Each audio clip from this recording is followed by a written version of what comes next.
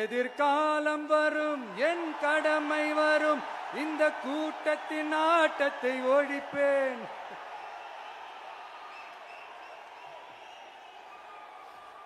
மக்கள் அரசியல் என்ற அந்த சவுக்க கையில் எடுக்கலாமா?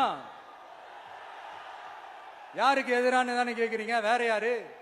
மறைமுக உறவுக்காரர்களான பாசிச பாஜகவும் பாய்சன் திமுகவும் தான். மாண்புமிகு பிரதமர் நரேந்திர மோடிஜி அவர்களே, 3வது முறையா ஒன்றியத்தோட ஆட்சி அதிகாரத்தை நீங்க தானே கையில் வச்சிருக்கிறீங்க. இல்ல நாங்க தெரியாம தான் கேட்கிறோம்.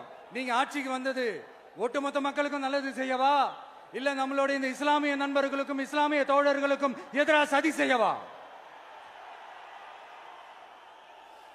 மக்களுக்கு உங்ககிட்ட கேட்கறதுக்குன்னு ஏராளமான கேள்விகள் இருக்குது. அதனால அவங்க சார்பா அவங்கள ஒருத்தனா அவங்களோட ஒரு உண்மையான ஒரு பிரதிநிதியா